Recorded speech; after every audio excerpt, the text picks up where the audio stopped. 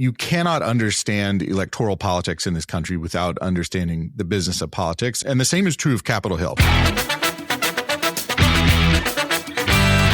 Welcome to the Campaign Trend Podcast, where you're joining in on a conversation with the entrepreneurs, operatives, and experts who make professional politics happen. I'm your host, Eric Wilson. Our guest today is David Tennent, founder of Connect, a platform to centralize social and professional opportunities for political staffers. In today's episode, we're breaking down his lessons learned building that app and some insights he's gathered about how congressional staffers on Capitol Hill think and get information. So, David, congratulations. Connect celebrates 3 years this month. What is the most surprising thing that you've learned about building a startup in this very unique industry? First off, when it comes to building a startup, you get this idea when you watch The Social Network or something like that, that things just happen overnight. It happens so quickly. And so you get this misconception that you're going to start a business and in the first year, you're going to be huge and everyone's using your app and you've got money to spend.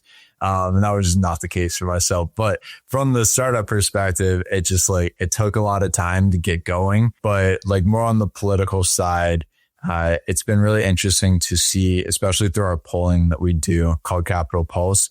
We're asking congressional staffers every day how they feel about politically topical issues. And something that's really stood out to me that I wasn't expecting building something in this industry was the amount of overlap there is in bipartisanship and policy.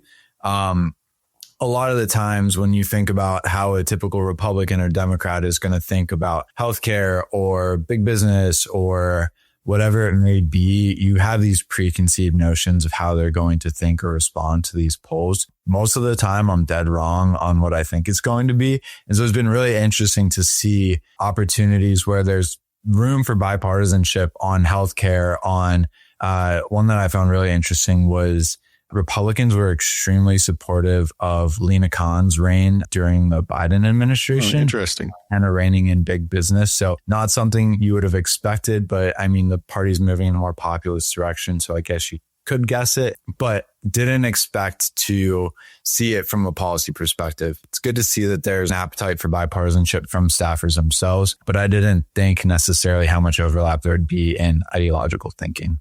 Yeah. And I want to underline a key startup lesson that you shared in your answer, which is you've got to have that conviction. Some might call it naivete to really pursue a startup, because if you don't have that, you are going to get discouraged and you probably wouldn't even start. So that's the key thing. You've got to be passionate about what it is that you're building. Otherwise, you're not going to make it through all the ups and downs and discouragement that comes along the way. So I'm glad you called that out. Yeah, that's if you're going to build a startup, you have to just convince yourself that even though what you see right in front of you tells you that you're failing and it's not working and you should quit, you have to have that belief that, no, I'm working towards something bigger. I'm going to get through this. And it's that grit to just keep going and to almost lie to yourself or not believe people when they tell you I don't know if this is going to work. And eventually you come out the other side and it's this sigh of relief. But yeah, you got to get through that time where your mind just plays tricks on you. Well, it's all compound interest, right? So you're putting little deposits in every day. And, that first year, your 401k looks pretty meager, but then, you get 2-3 years down the line and you've got some returns.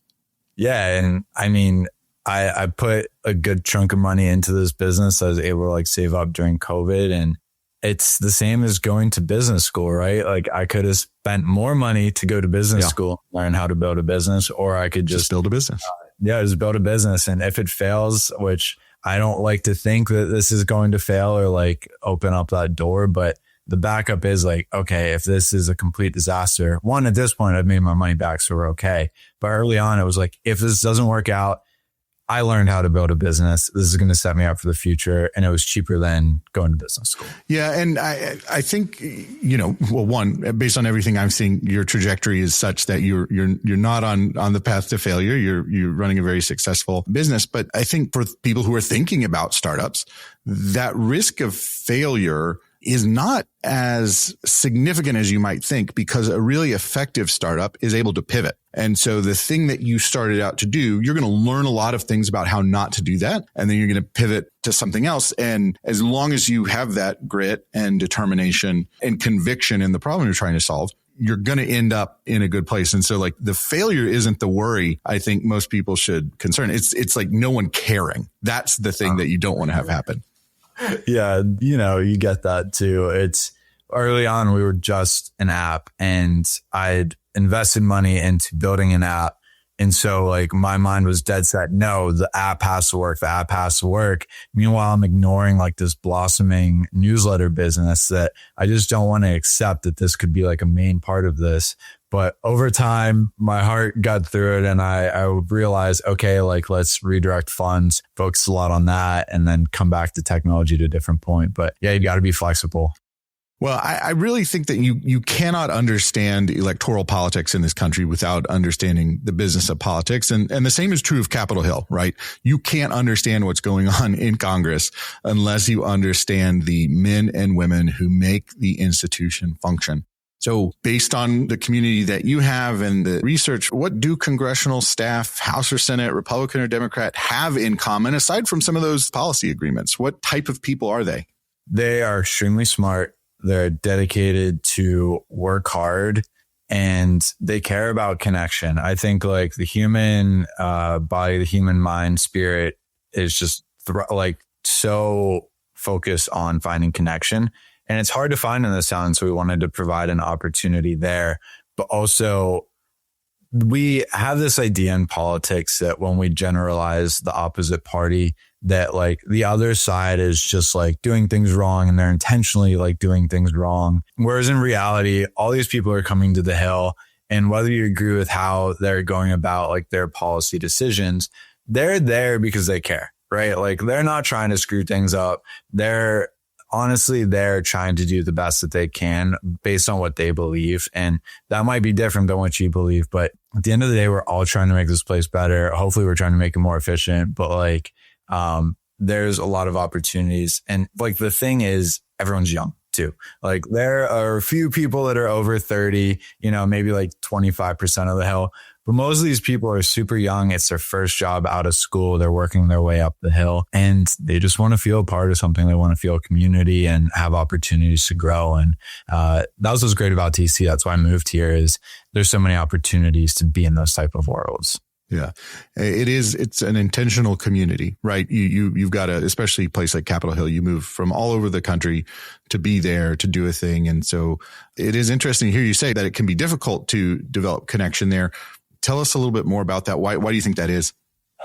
So there's like two aspects of it, in my opinion. One, the overall idea of social media, I think, has been alive, what they told us it was going to be, of this idea of building community, getting to know people better, feeling more a part of something. Whereas at this point, I don't think community is really a part of social media. It's more about like creating you as a consumer and consuming content.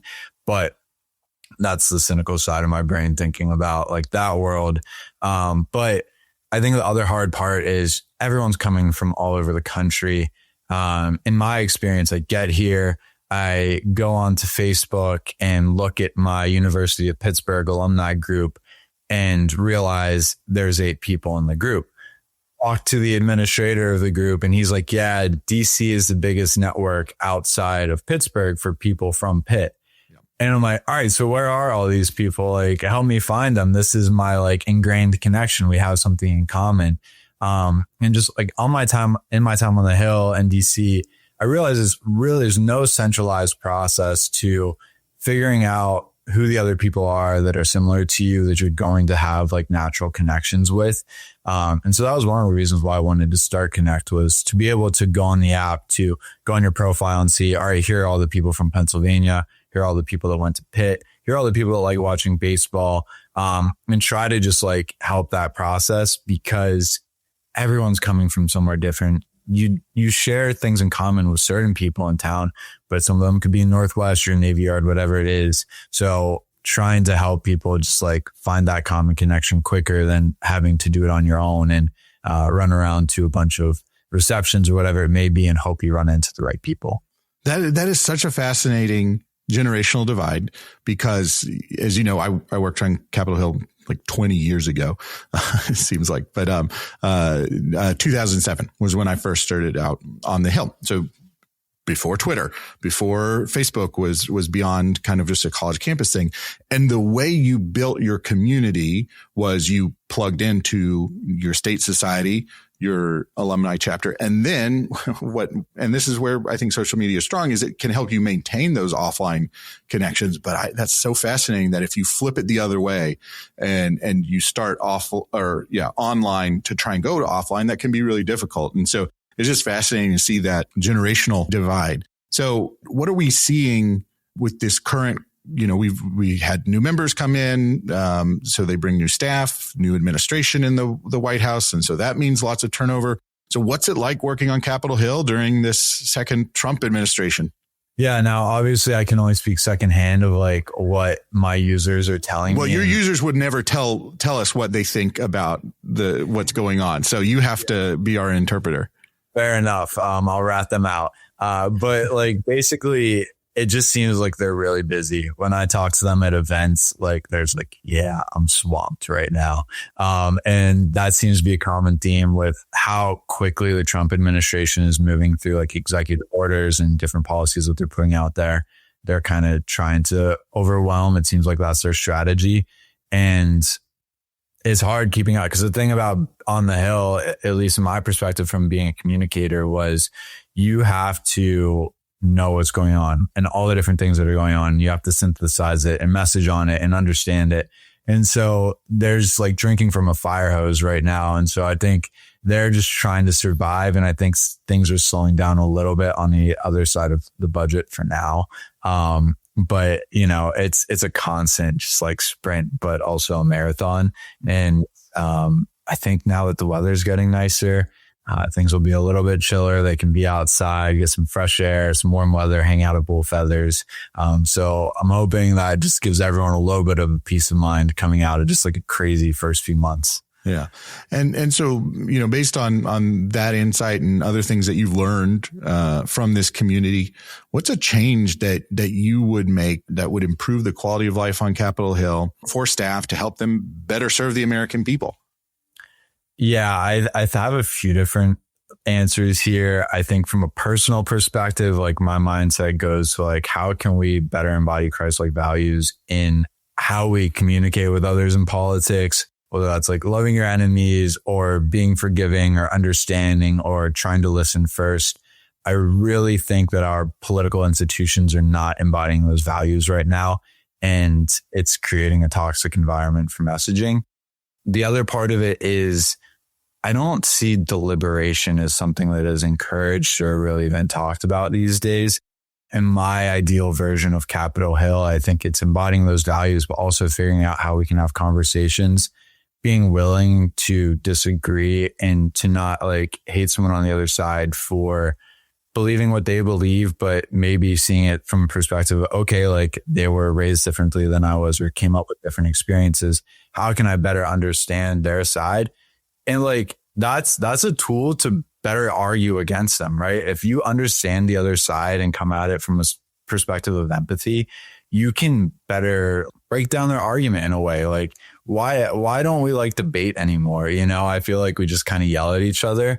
And I think if we found ways to better communicate our ideas and truly deliberate, whether it's in committee hearings or on the House floor or just at Union Pub or whatever it may be, if we're finding ways to talk across the aisle, to not always try to change each other's minds, but to just be willing to talk things out. The more we have of that, I think the more it rubs off on the general electorate of, they're looking to the political leaders in this country to mirror what the rest of America should be like when it comes to talking about politics. So if the people at the top are extremely partisan and like angry in how they message, not everyone is like that, but there is a lot of anger in our current political messaging. what do we expect the dude in Missouri or in California to represent how they view politics if the people at the top are acting that way too? So that's kind of my hope, is figure out a way to be more educated about how we discuss politics. Yeah, no, that's a really keen insight, right? Because the Capitol and the legislative body was set up to be deliberative, right? Yeah. So you go back to the 18th century, the idea of having debates between people representing different regions and perspectives. We have gotten rid of that. And I think some of the blame could be hung on technology and the fact that it's now tending to be more performative. And there's evidence of that. But yeah, figuring out how we return the deliberation. You're listening to the Campaign Trend Podcast. I'm speaking with David Tennent, founder of Capitol Connect. David, you've been studying Capitol Hill staffers' media diets lately with some user surveys. And let's get started with podcasts. You know, it's on everyone's mind after the 2024 election. And we've got some really smart podcast listeners with us right now on this show. So if someone wants to reach staffers in Congress via podcast, where do they need to be? Yeah. So the thing we've realized, there are two main podcasts, and you can guess how these are going to break down. But the two main podcasts are Punch Bowl and the Joe Rogan podcast. Okay. Two very different sides of the spectrum there. Yeah. And so we have a set limit of how many questions or how many answers we can give in the poll questions we're asking. But so the question was, what is your go-to podcast each week for like listening to political news? And so the answers were Playbook, Punch Bowl, Joe Rogan Experience, and Wall Street Journal. And it was really just a two-man race between Punch Bowl and Joe Rogan. Democrats were more likely to listen to Politico, but overall, as far as the bigger splits, it was Democrats were more likely to listen to Punch Bowl, Republicans more likely to listen to Joe Rogan. Republican women are more likely to listen to Punch Bowl, which I think you would have guessed. So I think when it comes to messaging towards, if you're trying to get towards like young Republican males, I think this kind of showed in the 2024 election. You can go on the Joe Rogan podcast. You can go on Lex Friedman, or those more kind of just like bro-y podcasts and reach that group. But it's not exclusive to Republican men. Democratic men listen to a lot, especially those in policy. That was kind of a surprising factor for me, is Democratic policy staffers out of Democrats were most likely to listen to Joe Rogan.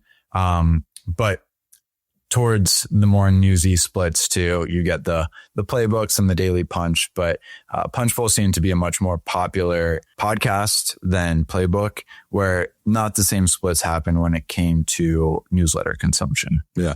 And this is an important lesson, as you know, certainly on my side of the fence when we're thinking about campaigns and how do we reach out to people, but same for public affairs, where there's like we need to do podcasts. And I think, you know, podcasts is kind of a symptom or an emblematic of a broader media fragmentation. But what you've pointed out here is that, yes, you're going to have the hits, the Joe Rogan Experience. And so that's going to reach people. But there are these, what we would call long tail podcasts that have significant reach and penetration within key audiences. And that's the lesson here. It's not, oh, I need to be on podcast. It's the media has fragmented and you've got to go find these people everywhere.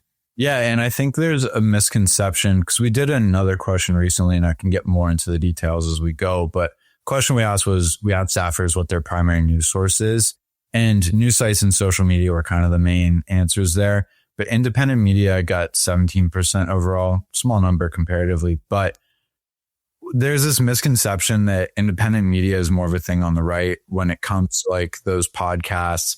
But most of the respondents who had the highest number, or the majority who chose independent media, were Democratic communications staffers, Democratic senior policy staffers, and then Republicans over 30. I wasn't expecting it to be more likely that Democrats overall would choose independent media as their main source. So it's not only the Joe Rogans on the right that are going to get that ear of Republican congressional staffer, but the same thing is happening on the left as well. So I think there's an appetite for genuine conversation, for news that feels more real in a sense. And you're not getting that with cable news anymore. And so staffers are looking for some sort of medium to fill that void. And so they're going towards independent media now. Yeah. And another thing that I've noticed is, you definitely have more personalities, right? Where the reporters and the individuals matter a lot more. And so they can move from one outlet to another, but they've got their social media following and their sourcing, and it goes with them. And so, when I first started working on Capitol Hill, we read print versions of publications like The Hill, Roll Call. They were all that, sort of that vertical CQ, and then Upstart Politico, which started roughly the same time I did on Capitol Hill. Now there's no print versions of any of that, and it's all about the email newsletters. But that seems to be like a growing medium for news consumption. What did you learn from your users about newsletters? Yeah, it's a two-man race. So we asked staffers what their favorite newsletter is. We gave them the answers of Playbook, Punchbowl, just like the AM newsletters. So Playbook, Punchbowl, Axios AM, and then the Hill Morning Report. It was just Playbook and Punchbowl. Those were really the only two that stood out and had the highest response rates. Mm-hmm. And they were basically tied. The interesting part was it was a very polarized answer. So and I'll give real examples, but if Democrats chose Playbook, Republicans chose Punchbowl. If policy staff chose Playbook, comm staff chose Punchbowl. And so female staff Playbook, male staff Punchbowl, over 30 staff Playbook, under 30 staff Punchbowl. So none of them lined up. So I found that super interesting. I also think if you would have, obviously Punchbowl is gaining the advantage here. They're the new upstart, right? And taking on the political heavyweights from the kind of OG Politico Playbook, taking it over there. So they're gaining a lot of traction, and it's interesting to see that Republican staff are more and more edging towards Punchbowl, but not listening to their podcast, which I also thought was interesting. But so it's super interesting to see the divide there. But those two just DC centric, these are the newsletters. If you're a public affairs person and you want to spend the big bucks and sponsor one of those newsletters, those are the two to get at. Go. Yeah. So, what's a news or information source that you think Capitol Hill staff should pay more attention to, but you're not seeing it in your data? Yeah. This may be a little bit of a rogue answer, but two things. One, the thing we notice about Axios AM is that staffers don't prefer that as their primary newsletter. Whereas I think when you talk to a public affairs professional, a lot of times when they're working with clients, the executive at a company is saying, I want to sponsor Axios AM because that's what they're reading. Whereas that's not necessarily rubbing off on the individual staffer. My thought process there is, the reason why this divide is happening is because the executive is reading Axios AM is because you get a dip into politics, you get a dip into tech, you get a lot of different areas of expertise going on there. And it's a more broad news source than a Punchbowl or Playbook is, where it's just in the weeds politics. So I would encourage staffers to read more of that Axios style because you're going to get more content outside of the super in the weeds politics. So it kind of gives you some more insight into what's going on in the world from an economic perspective or from a social perspective. But also I would say read a sports publication or a music one or whatever it is. Get something on your radar that's not politics related, because we get so stuck in this bubble as political staffers, and we're so focused on DC and the Capitol and what's going on in politics. So we become very one track minded, and it can rub off on our personalities a lot. So I would encourage staffers to not only do the typical readings that we all do to figure out the political news, but to expand kind of what you're looking at and take some time to look at something that isn't political. Well, my thanks to David Tennent for a great conversation. You can learn more about Capitol Connect at the link in our show notes. And if you're a Capitol Hill staffer, you should go download the app and get connected with their events. And if this episode made you a little bit smarter, gave you something to think about, all we ask is that you share it with a friend or colleague. You look smarter in the process and more people learn about the show. So it's a win-win all around. Remember to subscribe to the Campaign Trend podcast wherever you get your podcasts so you never miss an episode. And you can visit our website at campaigntrend.com. With that, I'll say thanks for listening. We'll see you next time. The Campaign Trend podcast is produced by Advocacy Content Kitchen, a media production studio.